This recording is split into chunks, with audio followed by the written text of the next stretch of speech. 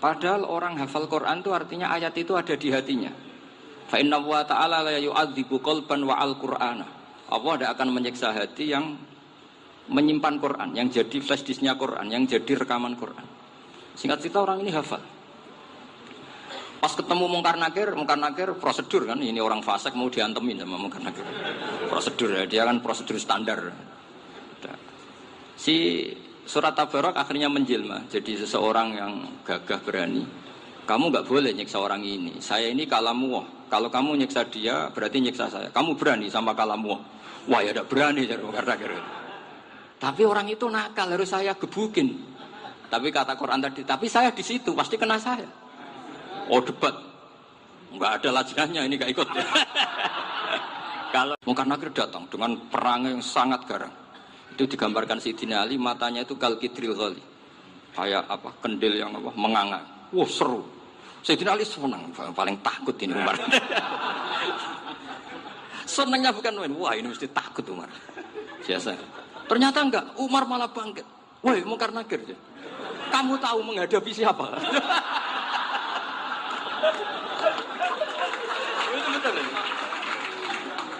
Kamu itu menghadapi temannya ahabbal khalqi ilallah. Yang diandalkan temannya bukan dia. Kamu tahu yang kamu hadapi, saya ini teman kekasihnya Allah.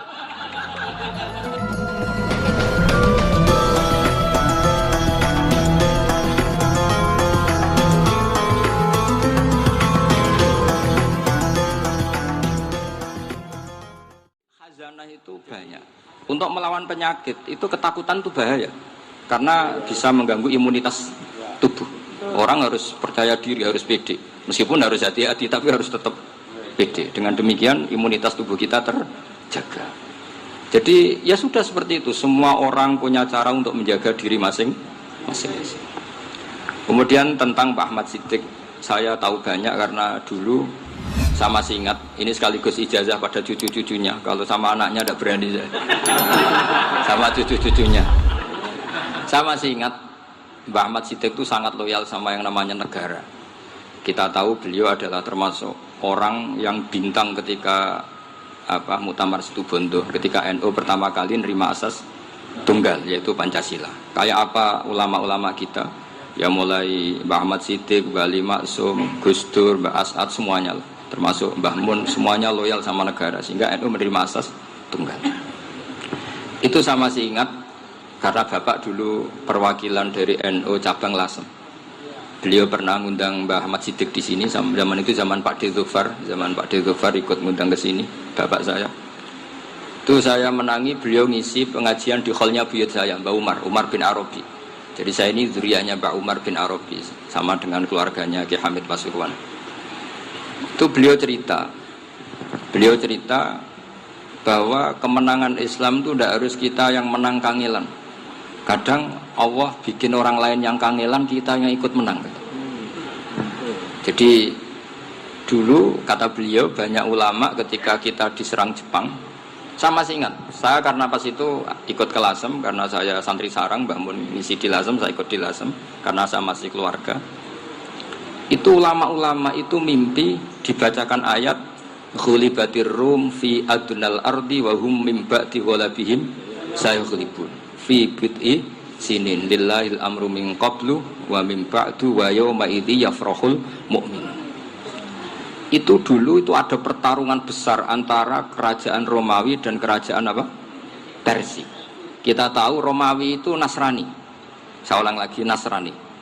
Nasrani itu percaya adanya Allah, adanya Tuhan, dan percaya adanya kitab samawi. Sementara musuhnya itu Persia, orang yang tidak bertuhan, tidak berdasar kitab samawi. Ketika Persia mengalahkan Romawi, itu orang Islam ikut susah, karena terus dibully sama orang-orang kafir Mekah. Orang kafir Mekah adalah orang yang tidak punya kitab samawi. Katanya orang kafir Mekah, iku lho balamu. Jute duwe kitab, jarene di hubungan mbek langit, nyatane perang keok. Paling kon ya padha. Jadi ada analogi bahwa kalahnya orang Nasrani itu dianggap simbol kekalahan orang yang bertautan atau berhubungan dengan langit. Akhirnya orang Islam susah. Saking susahnya orang Islam sampai Abu Bakar itu tanya, ya Rasulullah, lalu orang Romawi menang itu kapan? Terus ada surat turun, Fibit isinin. Ya kira-kira 3. Abu Bakar pas itu belum alim-alim amat. Jadi ngartikan 3 itu ya 3 betul. Sehingga beliau masyhur itu. Cara Jawa totoan itu kimar. Pokoknya nanti Romawi pasti menang 3 tahun lagi. Akhirnya ketika datang itu taruhannya dengan 10 unta. Datang ke Rasulullah, Nabi menjelaskan, "Londa. Bid'u itu mabena salas ilatis itu 3-9. Kamu jangan bilang 3. Ya sudah, taruhannya ditambah. Taruhannya ditambah sampai 100 unta. Tapi pembuktiannya enggak 3 tahun tapi nunggu 9 tahun. Sampean jangan tanya, berarti dulu pernah taruhan halal. Zaman sebelum ngaji saya, sampean sudah sering taruhan, jadi jangan nyalahkan saya. Nanti itu ada ilmunya, namanya nasah apa? Mansukh. Dan taruhannya Abu Bakar tidak kayak sampean. Taruhan yang sangat-sangat demi Islam, bukan demi hadun nafsi. Betul. Ketika tahun ke-7 orang Islam itu menang. Gila ya, tahun 9 itu umat Islam menang. Menangnya umat Islam mengalahkan musyrik Mekah itu di Badar. Romawi mengalahkan apa? Persia. Gara-gara Romawi mengalahkan Persia itu cara berpikir orang tuh rubah. Ternyata langit itu ada, kekuatan langit itu ada. Sehingga meskipun akhirnya orang Kristen bilang ada Trinitas, terus mereka keliru dalam mengartikan Isa, tapi ada sekian nabi yang mereka sebut dan mereka hormati. Ada sekian kesamaan. Sehingga dalam Islam, saya ulang lagi, dalam Islam, andai kan disuruh milih orang komunis sama orang Nasrani, Islam tentu sama-sama kerjasama, milih sama yang Nasrani, karena ini ahli kitab, kerjasama loh, bukan milih menjadi Nasrani. Nanti kapan salah paham, senangannya terus bully, itu semangatnya pasti hasad. Nah, terus lalu relevansinya dengan Indonesia gimana? Wa yauma idzi yafrahul mu'minun, ketika orang Romawi yang punya kitab samawi mengalahkan Persia yang tidak punya kitab samawi, itu orang Islam ikut bunga, ikut gembira. Itu semua kiai banyak yang mimpi seperti itu. Ini cerita Pak Ahmad Siddiq, saya dengarin itu. Ternyata betul, Jepang itu nggak dikalahkan Indonesia. Jepang, Hiroshima dan Nagasaki dibom oleh apa? Sekutu. Akhirnya Jepang pulang. Pas Jepang pulang, Indonesia merdeka. Itu dulu kiai-kiai sudah nakwil bahwa menangnya Indonesia itu tidak harus mengalahkan penjajah.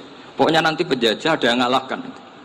Jadi orang Islam zaman itu tidak bisa mengalahkan Persia. Yang mengalahkan itu Romawi. Tapi orang Islam ikut gembira. Itu sebenarnya wa yauma idzi yafrahul mu'minun binasrillah. Jadi orang itu cara berpikir Quran itu beda. Sehingga saya ini cerita ke cucu-cucu Mbah Siddiq karena ya nasabnya sama sampai saya, karena sama-sama sampai Mbah Sambu. Bedanya keluarga saya lewat Mbah Abdul Azim, kalau yang keluarga sini lewat namanya Mbah Yusuf. Itu saudara sama Mbah Abdul Azim, sama-sama sampai Mbah Sambu. Tapi keinginan saya tentu bukan sekedar silaturahim gagah-gagahan diceluk Gus. Celuk Gus repot. Nara ora alim ra pantes. Nak beling ra pantes. Salam templek 1.000 jaluk swarga. Kok mentalan yang 1.000 jaluk. Kamu nginep di hotel 100.000 itu tidak cukup, apalagi untuk bayar apa? Surga. Itu nggak sopan sekali. 1 juta ya nggak bisa itu. 100 juta juga nggak jelas juga. Terus sampai mendingan nggak usah salam template. Malah nggak mungkin masuk surga kalau.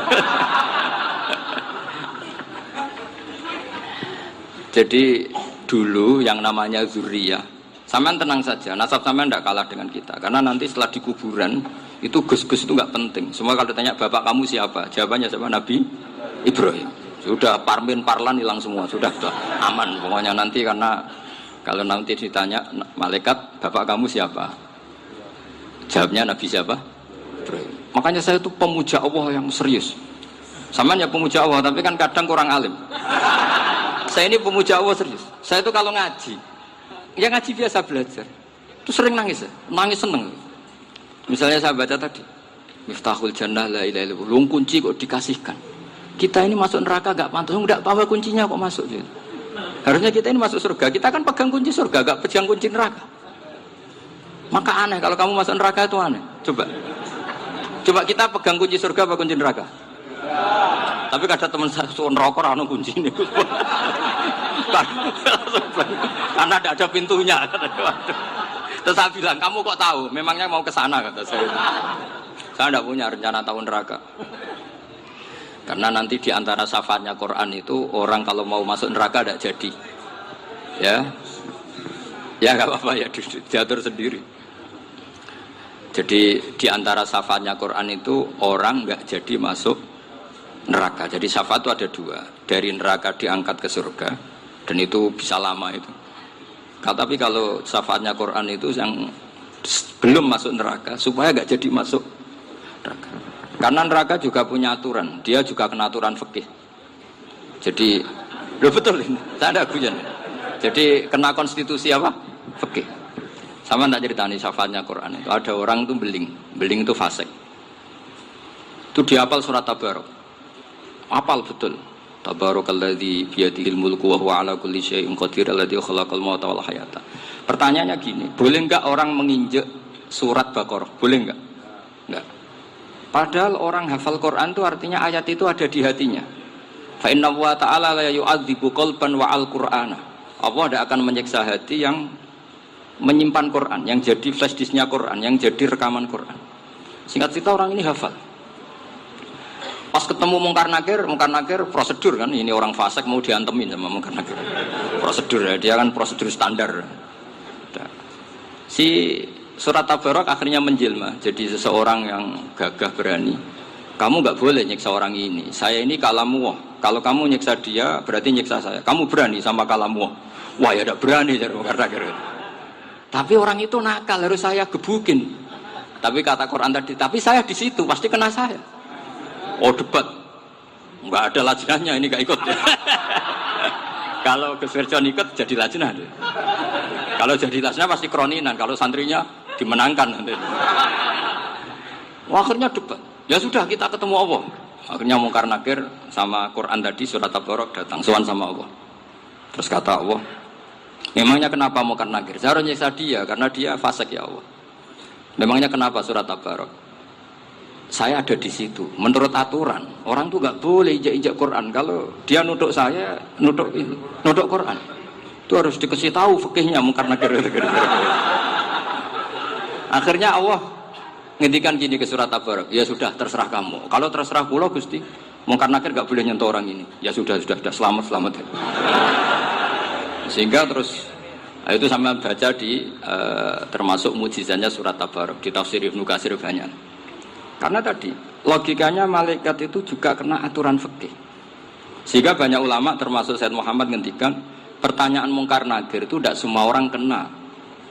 Kalau semua orang kena nanti kalau tanya Nabi Muhammad, waman Nabi Yuga. Kacau kan jamnya. Nabi kamu siapa? Saya ini Nabi. Iya kan? Lah nanti kalau pas ketemu Nabi Ibrahim, waman Abuka. Jadi repot kan? Makanya ada kiai yang guyon kalau ditanya, "Marebuka, saya ini guru tauhid sembrono." Saya ini ngajar Ummul Barohin, kamu tanya Marebuka. Masyhur itu keramatnya Imam Malik itu. Ada Ashabu Malik, rajulun min ashabi Malik. Beliau ditanya Mungkar Nakir, "Marebuka, manabiuka." Imam Malik datang, ini seumur-umurnya itu ngajar tauhid. Kok kamu bedai enggak sopan kamu? Dan kita berharap barokah sampean ngaji nanti itu. Malaikat itu anak sungkane gitu. Jadi itu. Dan saya meskipun guyon itu serius. Bedanya orang alim sama ndak itu di situ. Kalau orang alim itu guyon itu masih bener, masih serius.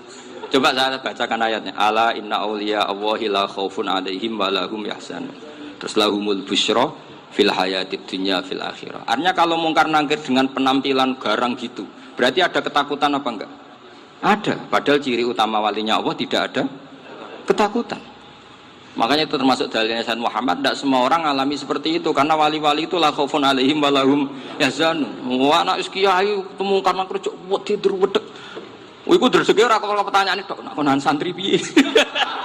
Lho isen wis kiai dihanjuti mungkar nakir. Malu gak kira-kira? Mesti pelengahan konan santri piye? Nah jawabannya gampang karena pernah ngajar tauhid.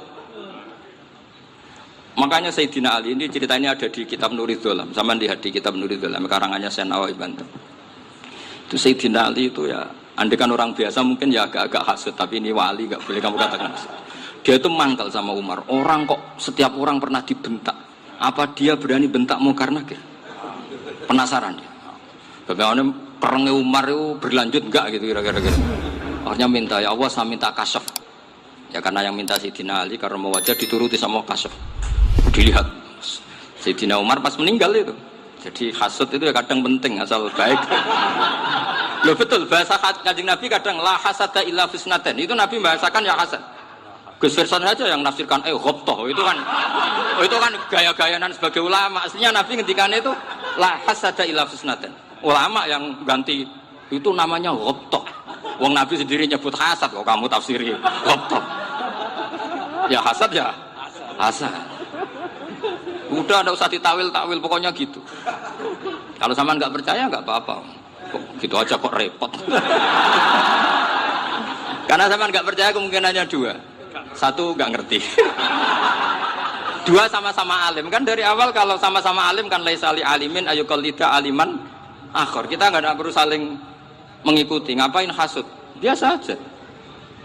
Akhirnya Sayyidina Ali kasut pas Umar bangun setelah mati kan bangun setelah meninggal bangun Munkar Nakir datang dengan perang yang sangat garang itu digambarkan Sayyidina Ali matanya itu kalkidril ghali kayak apa kendil yang apa menganga seru. Sayyidina Ali senang, paling takut ini Umar. Senangnya bukan main, wah ini mesti takut Umar. Biasa.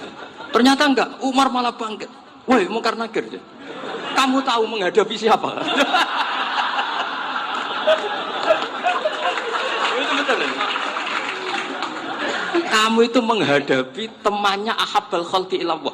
Yang diandalkan temannya bukan dia. Kamu tahu yang kamu hadapi, saya ini teman kekasihnya Allah. Jadi boleh kamu mengandalkan Mbak Virjon. Tapi nanti resikonya Munkar Nakir tanya, itu Virjon siapa? Wah itu masalah itu kan. Makanya syaratnya wali itu harus ma'rufun fis sama. Di langit sudah populer. Makanya dulu ada orang yang saking seninya Abdul Qadir ditanya apa saja jamnya Abdul Qadir Al-Jilani itu aman karena beliau populer. Makanya program kita harus populer dulu di langit. Nah, itu nanti kalau dicatut oleh santri-santri nggak apa-apa. Kalau nggak populer nanti dicatat itu siapa? Masalah ini. Umar itu yang dibanggakan itu kamu tahu saya siapa? Ya enggak tahu. Saya ini temannya kekasihnya Allah. Temannya Muhammad. Iya Muhammad Rasulullah. Wah mikir waduh. Repot. Loh di dunia aja gitu kan temannya presiden, temannya panglima, apalagi ini temannya Sayyidul Awalin wal Akhirin. Di dunia aja bilang temannya presiden, menteri orang sudah takut, apalagi ini temannya Sayyidul Awalin. Hanya Munkar Nakir terus konfirmasi sama Allah, gimana ya Allah ini ngadepi. Sebetulnya diadalkan itu temannya, bukan dia. Wah, akhirnya sama Allah dibilang ya bu, ya sama seorang seperti itu bu yang sopan. Terus semenjak itu Munkar Nakir itu nggak selalu berpenampilan seperti itu sangat. Jadi semoga itu konsisten sampai nanti. Jadi kamu kalau ingin nggak takut Munkar Nakir jadi wali dulu. Karena syaratnya tadi hanya wali sing la khaufun alaihim wa lahum yahzanun lahumul busyra fil hayatid dunya fil akhirah. Jadi orang itu kalau ngaji itu harus khatam. Jangan semuanya kena pertanyaan. Dan kalau semuanya kena pertanyaan nanti repot. Kalau Nabi Muhammad ditanya waman Nabi juga. Nabimu siapa? Lu kan terus jadi aneh. Jadi makanya ketika Sayyid Muhammad semua ulama lah, nggak ada am kecuali ditaksis. Kecuali sifatnya Allah. Misalnya bikulli syai'in alim ya benar-benar bikulli syai'in. Tapi kalau am semuanya pasti ada taksis. Meskipun dalam muhawarah muhadasah biasa. Misalnya contoh gampang istri kamu baru seneng kamu, mas nak pengen popo itu lapor aku gak popo mas, mesti aku seneng sama lapor, iku dia pengen wayo, langsung Jadi apa wae? Mesti apa wae maksudnya kecuali itu gitu. Padahal kalau ngomong Mas sampean ingin apa saja tak dukung. Terus sampean bilang pengen iku wayo. Kira-kira disetujui apa enggak? Sama seperti kita kalau punya teman akrab, wes nang omahku gak apa-apa, anggap ya omahmu dhewe. Terus mlebu-mlebu kamar. Jadi tidak ada am kecuali di taksis. Artinya kalau ada cerita bahwa orang mati pasti ngalami ditanya mungkar nangkir, itu pasti ada am yang di taksis. Itu pasti juga dialami para anbiya, para auliya. Karena ciri utama wali itu la khaufun alaihim walahum yahzanun.